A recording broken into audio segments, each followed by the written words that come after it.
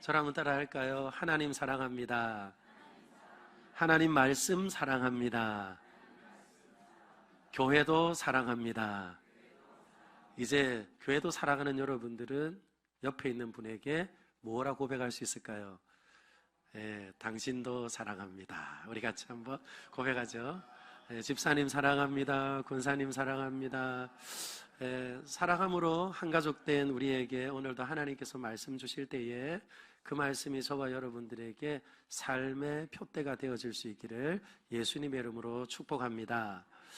여러분, 대한민국이 되기 전에 조선이라는 나라였죠. 이 구한말이라고도 하는데요. 그때에 박춘권이라는 사람이 있었습니다. 이 사람은 평양 안주교회의 영수, 오늘로 말하면 장로님과 같은 역할을 했던인데요. 그가 세례를 받고 그리고 이와 같은 간증을 남겼는데 한번 들어보실까요? 서양 사람을 죽이는 중에 한 사람을 죽인 것은 내가 지금 생각할수록 이상한 감이 있다. 내가 그를 찌르려고 할 때에 그는 두 손을 마주 잡고 무삼말을 한 후 붉은 배를 입힌 책을 가지고 웃으면서 받으라 권하였다. 그러므로 내가 죽이기는 하였으나 이 책을 받지 않을 수가 없어서 받아왔노라. 여러분, 이 사람이 받아왔던 책으로 인해서 그의 12살 된 조카가 예수를 믿게 됐습니다. 그리고 또한 그로부터 우리가 잘 알고 있는 장대현 교회라고 하는 교회도 개척이 되어지고 설립이 되어지고 시작할 수 있게 되었습니다. 그러면 여러분, 이 박춘권이라고 하는 그 당시 무관이었는데요, 키가 6척이 이상이나 되는 아주 기골이 장대한 무관이었습니다. 그러면 그가 죽인 사람은 도대체 누구일까요? 바로 우리 초대교회 개신교 첫 번째 선교사님이기도 하고 순교자였던 바로 로버트 저메인 토마스 선교사님입니다. 그는 라야다라고 하는 웨일즈의 작은 마을에서 태어났고요. 그 곳의 목사였던 아버지를 통해서 신앙의 전수를 잘 받았습니다. 그리고 그는 또한 하노버라고 하는 곳에서 목사 안수를 받고 상하이에 복음을 전하러 가기 위해서 선교사로 지원을 하고 그의 아내와 결혼하여 선교사로 상하이에 왔습니다. 그런데 여러분, 그 상하이에서 시작된 선교는 순탄했을까요? 도착하고 얼마 되지 않아서 그는 중국 더 내지로 정탐을 하러 갔다가 돌아왔는데 그의 아내는 복중에 7개월 되었던 아이와 함께 하혈을 하고 죽어 있었다고 합니다. 그래서 그가 그를 파송한 선교회의 첫 번째이고 마지막 보내었던 편지글은 이렇습니다. 처음 편지가 이런 것이 될 줄은 몰랐습니다. 내 사랑하는 아내 캐롤라인이 지난달 24일 세상을 떠났습니다. 더 그를 써내려가지 못하겠습니다. 그렇게 처음이자 마지막 선교 보고를 했습니다. 그는 너무나 마음이 상하고 아파서 더 이상 선교의 사명을 감당할 수 없어서 통역관이 되기로 했답니다. 그래서 그곳에서 통역관의 역할을 하면서 많은 상인들과 중개하는 일들을 했어요. 그러다가 황해도의 한 섬에 들어와서 그는 당신이 가지고 있던 한문 성경 200권을 사람들에게 나누어주고 한 달, 두 달 함께 가면서 참으로 이 땅에 예수님의 말씀이 필요하다는 것을 알고 그는 다시금 돌아갑니다.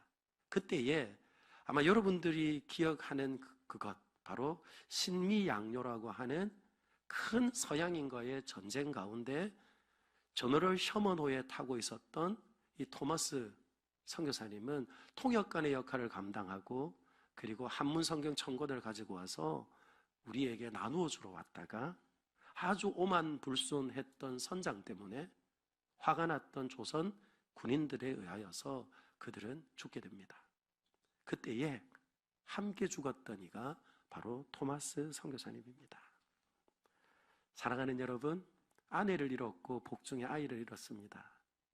그런데도 또 그는 아무것도 알지 못하는 이 땅에 와서 주의 복음을 위하여 제대로 된 예수 믿으세요 그 한마디 하지도 못하고 이 성경 받아가시오 라는 말을 남기고 그는 죽었습니다. 여러분 어떠세요? 이해가 되시나요? 그런 삶이 이해가 되시나요? 그는 어떻게 그럴 수 있었을까요? 혹 여러분들의 신앙생활이 좀 무료해지거나 흔들릴 때에 여러분들에게 추천해드리고 싶은 곳이 있어요. 저기 합정역 2번 출구에서 나오면 양화진이라고 하는 선교사님들의 묘역이 있습니다. 거기 가시면 이보다 더 다양한 그들의 이야기가 고스란히 남겨져 있습니다.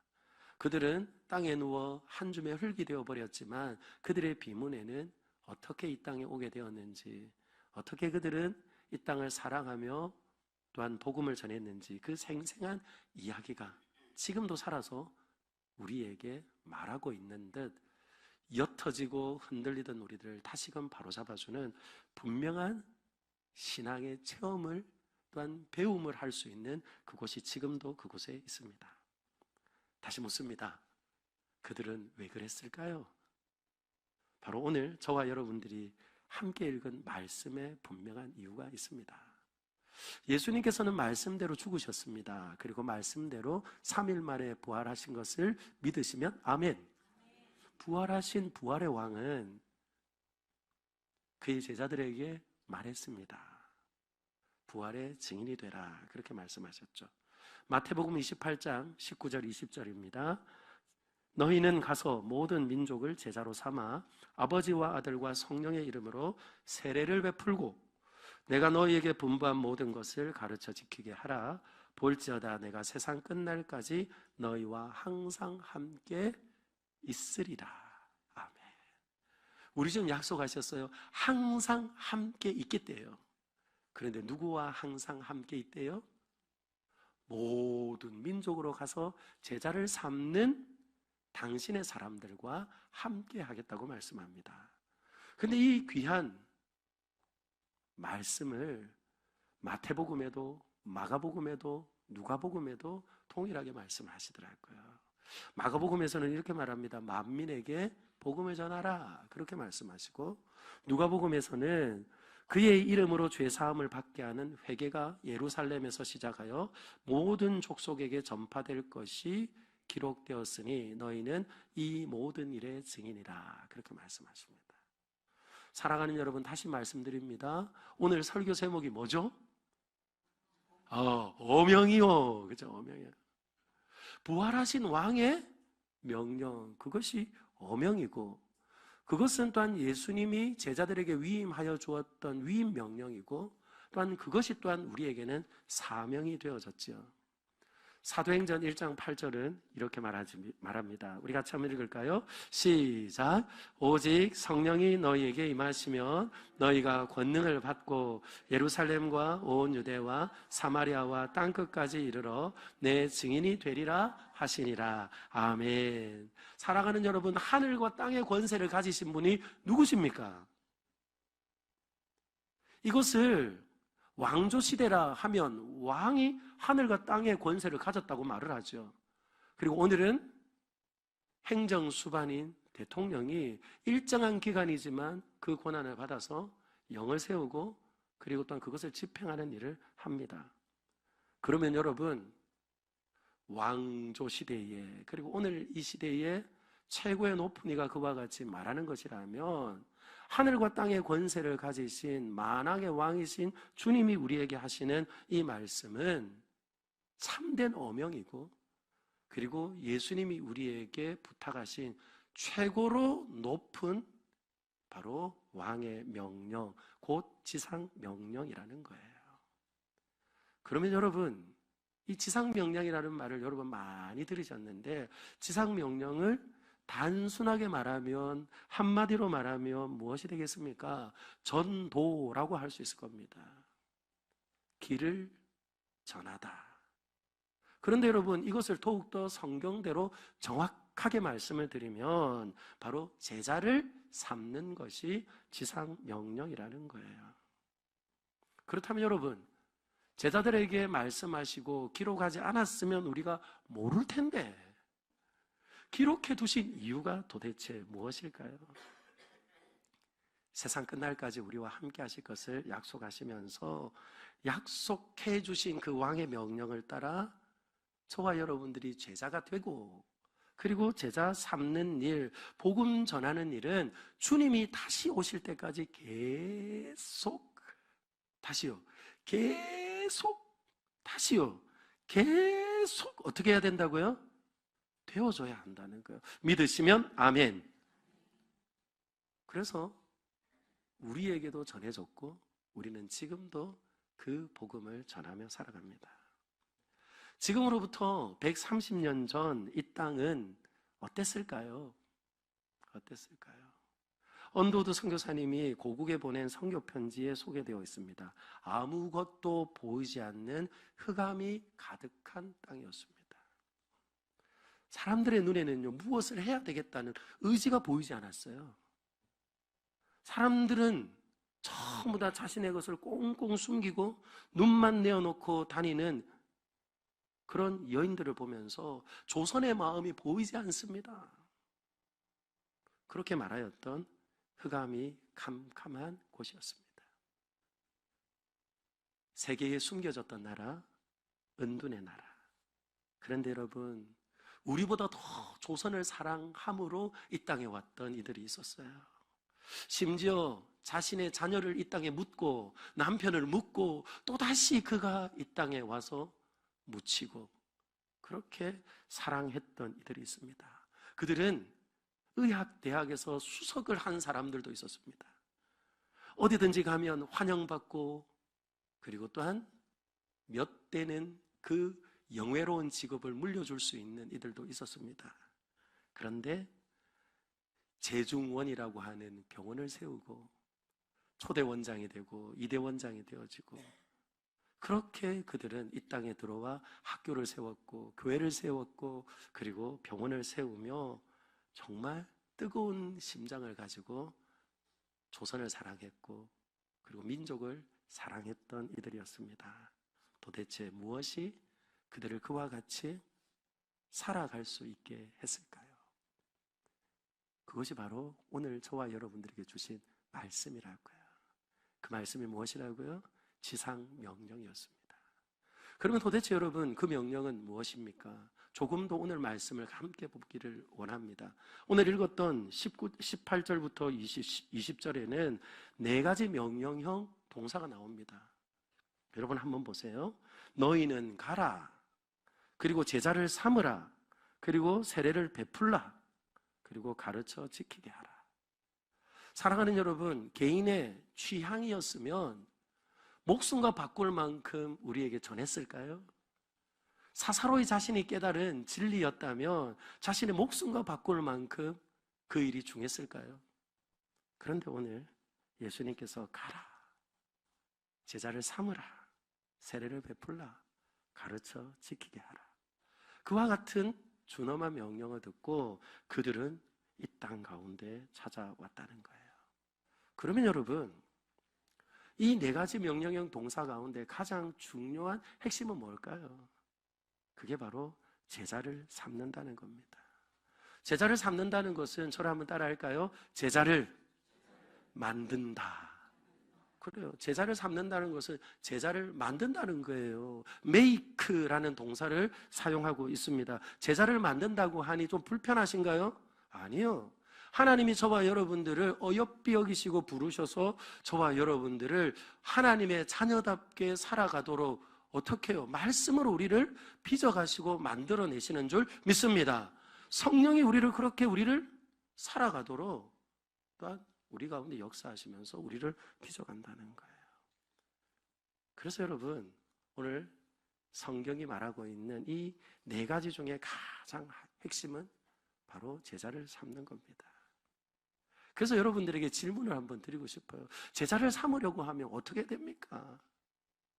어떻게 해야 됩니까? 내가 누군가를 가르칠 수 있는 사람이 되어야 되지 않겠습니까?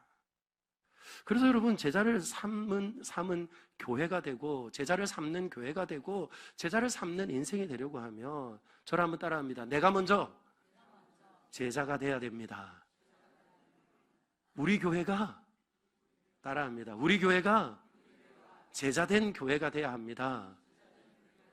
그렇습니다. 잘 생각해 보세요. 어떤 일을 하더라도 그 일을 하려고 하면요, 먼저 배워야 하는 겁니다. 사람들은 많은 착각을 합니다. 내가 최고의 리더가 되면 난 저렇게 안 해. 그렇게 말해요. 난 저렇게 안 한다. 난 절대 그렇게 안 해. 그렇게 말해요. 그런데 여러분, 그렇게 말하면서 배우지는 않아요. 탑 리더가 되려고 하면요, 반드시 세컨드가 되어야 됩니다. 세컨드는 무엇 하는 겁니까? 바로 그는 탑 리더는 아니지만 탑 리더와 생각을 나누고 탑 리더를 움직일 수 있는 어떻게요? 실력을 갖춰가며 또한 그에게 배워야 탑이 될 수 있다고요. 오늘 이 땅을 살아가면서 다들 머리가 되려고 합니다. 예, 저는 머리가 되기를 예수님의 이름으로 축복합니다. 그러나 여러분, 머리가 되기 전에 뭐가 돼야 됩니까? 꼬리가 되어 보아야 하는 거예요. 그래서 오늘 성경은 우리에게 제자를 삼으라 말씀하시며, 예수님은 3년 동안 제자들을 제자 삼아 가르치셨고, 그리고 또한 제자 되어 살아가며 제자 삼는 삶을 살라고 우리에게 말씀하고 있다는 거예요. 그래서 여러분, 저는 오늘 주신 말씀을 가지고 제자를 만드는 과정, 그리고 제자가 된다는 것은 반드시 수반되어져야 되는 것이 있는데, 그것이 바로 무엇일까요? 첫째는 저를 따라합니다. 세례를 받아야 합니다. 세례를 받는다는 것은 바로 퍼포먼스를 말하는 것이 아닙니다. 세례를 받는다는 것은 관계를 말하는 겁니다. 세례가 뭡니까?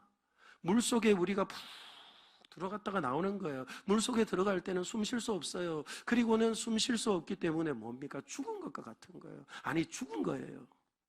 그리고 그 물속에 들어가서 우리는 몸과 마음을 씻고 나오는 겁니다. 그런데 그 물이 그냥 물입니까? 예수 그리스도의 보혈로 우리가 깨끗하게 씻음을 받고, 그리고 그 물 밖으로 나오면서 우리는 이제 다시 숨쉬게 되는 거예요. 성령과 함께 호흡하고 예수와 함께 살아가며, 그렇게 우리는 보혈로 깨끗하게 되어 새로운 삶을 살게 되므로 세례를 통하여 우리는 고백합니다. 이제는 내가 사는 것은 육체 가운데 나를 사랑하사 자기 몸을 버리신 예수님 위해 사는 것입니다. 할렐루야. 이게 뭐예요? 이게 세례입니다. 이게 뭡니까? 세례를 통하여서 나는 하나님의 자녀 되었고, 하나님과의 바른 관계 속에서 나는 살아갈 멋진 인생을 이제 시작합니다 하는 거예요. 그래서 여러분, 다시 말씀드립니다. 그저 세례는 퍼포먼스가 아닙니다. 저와 여러분들은 세례를 통하여서 하나님과 바른 관계를 맺고 살아가고 있습니까? 아니, 그 세례를 통하여서 나는 하나님의 자녀 되어 살아가고 있다는 것을 인지하며 인식하며 살아가고 있습니까? 지금도 모슬렘 국가에서는요, 세례를 받기 전에 얼마나 많은 갈등과 고민을 하는지 몰라요. 왜냐하면 세례를 통하여서 새로운 관계가 맺어지잖아요. 새로운 관계를 맺게 되어지면 이전의 관계는 그들의 삶의 자리에서는 끊어지게 됩니다. 심지어 가족으로부터도 끊어지게 될 수 있고, 지역 사회에서 고립될 수 있고, 심지어는 테러를 당할 수도 있어요. 그리고 그것이 내게 주어지면 내 생명도 잃어버릴 수 있습니다. 그러나 예수 그리스도의 복음을 듣고 그들이 주는 그리스도시고 살아계신 하나님입니다. 이제 나는 예수님과 함께 살겠습니다 하는 그 고백과 함께 세례를 받음으로 무엇하는 겁니까? 주님 의지하며 주님을 따라 살기를 바라는 분명한 그들의 신앙의 고백이 담겨 있다는 거예요. 그래서 세례는 영적인 생일과도 같습니다. 우리 다산로 교회는 어떤 교회입니까? 저는 또 말씀드립니다. 예수님과 함께 죽고 다시 산 길을 가는 교회인 줄 믿습니다. 이 교회의 표지는 우리 다산로 교회만의 표지가 아닙니다, 여러분. 모든 예수님의 피값을 주고 사신 교회의 표지인 줄 믿습니다. 그러나 우리는 잊어버리지 않으려고 새로운 이름을 주셨을 때에 그렇습니다, 주님. 우린 예수님과 함께 죽었습니다. 그러나 예수님이 부활하셔서 살았으니 우리도 이제 살아 주님과 함께 새로운 길을 걷는 제자가 되었습니다. 그 고백을 하며 우리는 주님을 따라 살아가는 거예요. 그런 교회에 여러분 어떤 복을 주시는 줄 아시죠? 주님은 다산의 복을 주시는 줄 믿습니다. 다산의 복이 뭡니까? 중생이 일어나는 거예요. 중생이 일어나는 거예요. 중생이 일어나면 어떻게 되는 줄 아세요? 생각이 달라집니다. 삶이 달라집니다. 그렇게 되면 여러분, 청년들이 어려워서 결혼 안 한다잖아요. 힘들어서 결혼 안 한다잖아요. 그러나 힘이 들고 어려워도 무엇입니까? 그 복음 들고 이 땅에 오셨던 선교사님들처럼, 그리고 낮고 낮은 이 땅에 오셔서 당신을 버려 하나님의 거룩한 언약 백성 삼아 주셨던 것처럼 어떻게 해요? 환경과 상황은 늘 우리에게 불리하지만 부모를 떠나 남자와 여자가 이제는 하나를 이루고, 하나를 이룸으로 인하여서 무엇하는 겁니까? 거룩한 하나님의 자손들을 낳고 길러 충만케 하시는 그 놀라운 하나님의 일을 감당할 수 있게 되어지기에 여러분, 하나님 우리에게 복을 주시는 거예요. 다시 말씀을 드립니다. 중생의 복이 일어나고, 중생의 복이 일어나면 다시금 이 땅에도 새로운 세대들이 일어나게 될 줄 믿습니다. 그게 이 나라가 사는 길이라고요. 얼마나 많은 예산을 쏟아붓고 얼마나 많은 정책들이 나옵니까? 그러나 여러분, 그 정책 때문에 더 그렇죠, 젊은이들이 살기 좋은 세상이 되어지지는 않을 겁니다. 저는 다시 말씀을 드립니다. 우리 주님이 말씀합니다. 하나님과의 바른 관계. 그러므로 인하여서 제자담의 첫 걸음은 바로 주님과 함께 다시 살고, 그리고 주님과 함께 다시 살아가는 저와 여러분들을 통하여서 끊임없이 새로운 생명을 잉태하며, 그리고 그들을 예수 그리스도의 복음을 통하여 세례를 받고, 또한 하나님과 바른 관계를 맺어주고, 또한 우리도 그와 같은 관계 속에 살아가며 우리는 세상 가운데 지상 명령인 주님의 말씀을 따라 살아가며 세상과 하나님을 다리 놓는 귀한 교회로, 성도로 살 줄 믿습니다. 이렇게 관계를 맺는 거예요. 그 다음은 뭘까요, 여러분? 반드시 교육이 일어나야 합니다. 그래서 오늘 우리 주님께서는 말씀합니다. 모든 민족으로 가서 제자를 삼는데 세례를 주고 나면 내가 너희에게 분부한 그 모든 것을 가르쳐 지키게 하라. 이게 뭐예요? 교육이라는 거예요. 교육은 계속해서 내가 옳은 길을 갈 수 있도록 내게 힘을 주는 바로 방향이고, 그리고 또한 분명한 표지판과 같은 거예요. 뿐만 아니라 내 안에 있는 자아를 깨우고, 그리고 더 온전하고 건강한 사람으로 우리를 길러내는 힘이 있는 것이 교육입니다. 한 목사님이 교회에 새로 부임하셨어요. 목사님 새로 부임하셨으니 얼마나 좋았겠습니까? 그래서 이분이 첫 설교를 이렇게 하네요. 서로 사랑하라 그럽니다. 주님의 말씀입니다. 우리 서로 사랑하며 삽시다. 예수님이 주신 첫 번째 계명입니다. 그랬더니 전부 다 아멘, 아멘, 아멘. 그리고는 눈에서 막 하트가 뻥뻥 나가면서 사랑합니다, 축복합니다 막 그러고는 그날 나갔어요. 다음 주가 되었는데 오타가 났나? 지난주 본문과 똑같아요. 예? 제목은 다르겠지. 제목도 똑같아요. 내용은 다르겠지. 내용도 똑같아요. 그리고는 그 다음 주에도, 그 다음 주에도, 그 다음 주에도. 한 달쯤 지나고 두 달쯤 되었더니 이제는 수군되기 시작합니다. 그리고는 당회가 열렸어요. 저 목사님은 성경에 이렇게 많은 말씀이 있는데 왜 그 말씀만 하냐. 이제 더 이상 지겨워서 들을 수가 없다. 그리고 당회를 거치고 공동회를 통해 가지고 그 목사님을 보내기로 했습니다. 그런데 그 목사님이 마지막 설교도 뭘 했을까요? 저를 따라합니다. 서로 사랑하라. 사랑하는 여러분 뭡니까? 가르쳐 지키게 하는 것은요, 지킬 때까지 가르치는 거예요. 믿으시면 아멘. 지킬 때까지. 저는 초등학교에 가서 바른 생활 배웠습니다. 슬기로운 생활 배웠습니다. 3학년이 되니까 세분화되어지고 국어와 산수가 되더라고요. 그리고 중학교를 갔더니 그 산수는 다시 수학이 되더라고요.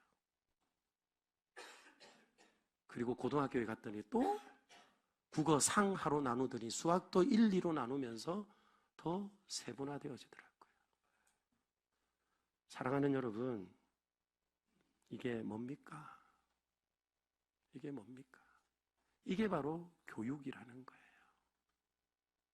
저와 여러분들은 주님이 우리의 호흡을 가져가시든지 아니면 주님이 다시 오시든지 그때까지 무엇하는 성도이고 무엇하는 교회가 되어야 될까요? 그저 관계를 맺은 것으로 족하며 사시겠습니까? 성경은 우리에게 말합니다. 고린도전서 3장 2절에 이렇게 말해요. 내가 너희를 저주로 먹이고 밥으로 아니하였노니 이는 너희가 감당하지 못하였음이거니와 지금도 못하리라. 고린도 교회 하는 말입니다. 나는 처음에도 젖을 줬는데 지금도 너희들한테 젖밖에 못 주겠다. 히브리서 5장 12절과 14절입니다. 이렇게 말해요. 때가 오래되었으므로 너희가 마땅히 선생이 되었을 터인데 너희가 다시 하나님의 말씀의 초보에 대하여 누구에게서 가르침을 받아야 할 처지니 단단한 음식은 못 먹고 젖이나 먹어야 할 자가 되었도다.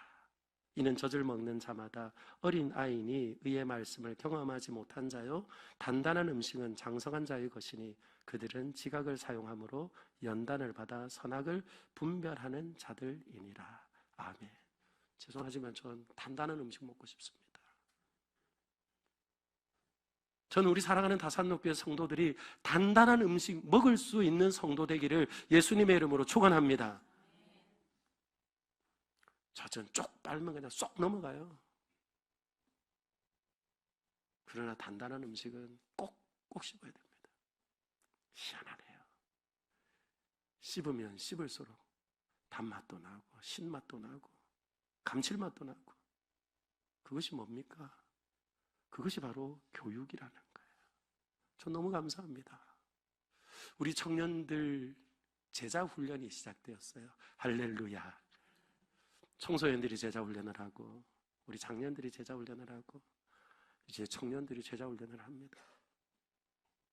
사랑하는 여러분, 교회는 계속 가르치는 곳이어야 합니다. 교회는 계속 배우는 곳이어야 합니다. 왜냐하면 배우지 않으면 젖만 먹고 이게 다라고 말하기 때문에 그래요. 예수님께서 부활하시고 40일 동안 특별 가회를 하신 건 여러분 아시죠? 제자들 다 불렀어요. 다시 갈릴리로. 그럼 특별 가회를 했잖아요. 하나님의 나라에 대해서. 그리고 당신이 3년 동안 어떻게 사셨는지 다시 그들에게 특별 가회를 집약해서 쪽집게 가회를 하듯이 쭉쭉쭉쭉쭉 찍어가지고 그들에게 가회를 했어요. 그런데 예수님이 가시는데 또 그럽니다. 이스라엘의 나라를 회복함이 이때입니까? 또 헛다리를 짚어버린 거예요. 또 헛다리를 짚어버린 거예요. 사랑하는 여러분, 그러니 어떻습니까? 우리는 계속 배워야죠. 청년의 때도 배우고 노년의 때도 그죠. 노년의 품격에 맞도록 그리고 노년에 걸맞는 신앙의 그 인품이 묻어나도록 저와 여러분들이 끊임없이 훈련하며 그리고 또한 배우고 또한 배웠으니 그렇죠. 들은 대로 말하지 말고 배운 대로 살아낸 대로 우리 사랑하는 다음 세대들에게 전수해 줄 수 있는 복된 우리 성도님들 되기를 예수님의 이름으로 축복합니다. 다시 말합니다. 교회에는 이제 새가족 교육이 있습니다. 마침 오늘 새가족부 수료식이 있어요. 정확한 커리큘럼을 가지고 새가족 교육이 시작되고 이제 수료합니다. 새가족 교육이 끝나면 성경학교와 기도학교를 하고 또 제자반을 하고 그리고 각양의 또한 특강들을 통하여서 여러분들의 필요에 따라 시의적절하게 다양한 교육의 기회가 열릴 겁니다. 아무리 인터넷이 좋고 유튜브가 좋고 AI가 좋아도 여러분 AI는요 끊임없이 생성해내면서 우리에게 답을 주거든요. 근데 그것은 오답일 수도 있습니다. 거짓일 수도 있습니다. 그래서 더욱 필요한 것이 무엇이냐면 분별력입니다. 도메인, 전문 지식이 없으면 그냥 속이는 대로 끌려가게 됩니다. 비인격이고 그리고 그 안에는 인격적인 배움을 가질 수가 없어요. 그러니 여러분 어떻게 해야 되겠습니까? 저와 여러분들이 가르쳐 지키게 하라. 주님 다시 오실 때까지 아니면 우리가 주님을 만날 때까지 이 두 가지가 계속 병행되어지면서 우리 다산로교회는 건강한 교회 그리고 힘 있는 교회, 행복한 교회 되기를 예수님의 이름으로 축복합니다. 그 대상이 누구라고요? 모든 민족입니다. 모든 민족에게 어떻게 하라고요? 가라고 말합니다. 여러분 이 모든 민족은 더 쉽게 말씀을 드리면 아직 복음을 듣지 못한 사람입니다. 복음을 듣지 못했기 때문에 구원받지 못하였으므로 구원을 모름으로 참된 복을 모르고 세상에 아직도 그죠? 행복이 있는지 찾아 헤매는 이들입니다. 이들을 미전도 종족이라고 합니다. 미전도 종족의 의미는 그 지역의 복음화율이 5% 미만이면 미전도 종족이에요. 선교사님들이 가만히 선교사님들이 사역하고 있는 현장을 분석해 보니까 북위 10도에서 40도 그 사이에 있는 아프리카, 아시아, 유럽 이곳에 집중이 된 미전도 종족들이 있더라는 거예요. 그런데 여러분 그 미전도 종족들을 들여다보았더니 그들의 삶은 또한 많이 낙후되어 있는 것을 봅니다. 그래서 우리는 선교사님 하면 다들 이러죠. 얼마나 고생이 많을까. 여러분 그겁니다. 선교지 하면 여러분 오지가 막 떠오르죠. 그렇습니다.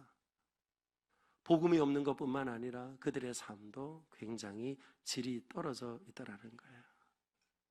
그래서 지금도 우리 대한민국은 그죠? 세계에서 미국 다음으로 선교사를 많이 보내고 주의 복음을 들고 세계 곳곳을 누리는 나라예요. 근데 이제 앞으로는 점점 줄어들 것 같아요. 줄어들 것 같아요. 저는 다시금 우리 다산로 교회로부터 이 땅에 핏값을 주고 사신 교회들마다 다시 일어나 주의 복음 왕성하게 전할 수 있기를 예수님의 이름으로 축복합니다. 그런데 여러분, 여러분들의 생각을 한 번만 뒤집어 봅시다. 그 미전도 종족은 저 아프리카에 있을까요? 아니면 저 서남아시아, 중앙아시아에만 있을까요? 아닙니다. 이제는 여러분들이 직장에도 있습니다. 이제는 여러분의 동네에도 있습니다. 여기 장충 초등학교에도 있습니다. 장충 중학교에도 여중학교에도 있어요. 그러니 얼마나 가깝습니까? 한 번 더 뒤집어 볼까요? 얼마나 더 가까운지. 오늘날 여러 세대들 가운데 청소년 세대들은요 복음화율이 4.5%래요.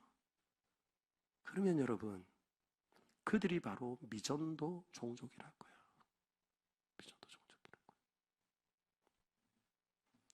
내 자녀가 미전도 종족이 되지 않기를 바라며 저는 그 아이에게 예수님 전합니다. 그 아이에게 기도하는 것을 가르치고 함께 기도합니다. 그 아이와 함께 말씀을 나누고 그리고 말씀을 먹습니다.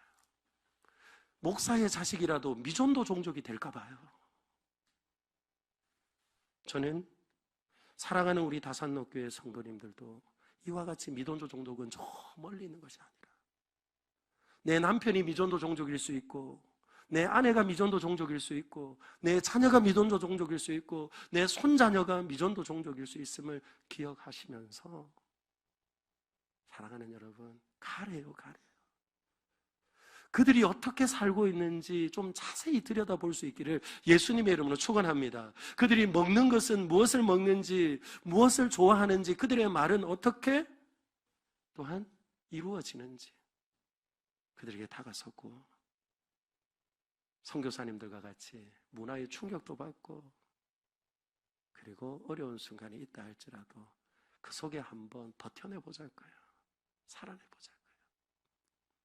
그러면서 우리 주님이 다시 오실 때까지 오늘 주셨던 명령대로 너희는 가서 모든 민족으로 제자를 삼아 아버지와 아들과 성령의 이름으로 세례를 주고 내가 너희에게 분부한 그 모든 것을 가르쳐 지키게 하라 하신 그 말씀 그대로 주님이 다시 오시는 그날까지 전하고, 또한 관계를 맺고, 그리고 또한 주님의 제자 되어 살아갈 수 있도록 교육을 포기하지 않는 성도, 부모 되어 주님의 기쁨 되기를 예수님의 이름으로 축원합니다.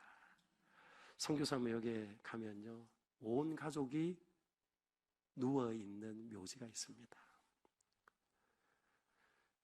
한번 보여주시죠. 이 식구들입니다. 로제타 쇼드 홀과 윌리엄 제임스 홀입니다. 두 사람은 우리 대한민국의 첫 번째 서양식 결혼을 했던 1호 커플입니다. 둘이 약혼을 하고 이곳에 와서 결혼을 했어요. 이 로제타 홀은 평양 오만이라는 별명을 가지고 조선을 사랑했던 사람입니다. 그런데 여러분, 제임스 홀은 청일 전쟁 가운데 평양에서 의료 사역을 감당하다가 이질에 걸려 죽습니다. 그때 3살 된 쇼드 홀 아들과 복중에 있는 딸아이가 있었습니다.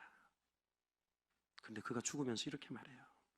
내가 평양으로 간 것을 후회하지 말라. 너무나 충격을 받고 로제타 홀은 아이를 낳으러 미국으로 갔다가 다시 돌아옵니다. 돌아왔는데 또 복음을 전하는 중에 그의 예쁜 딸이 죽습니다. 그 딸을 싸늘하게 식은 그 아이를 업고 그리고 서울까지 내려와 그의 아버지가 묻혀있는 바로 그 선교사 묘역 옆에 묻으며 이와 같이 기도했습니다. 하나님, 사랑하는 내 아들 쇼드 홀과 한국에서 오랫동안 사역을 할 수 있게 해주세요.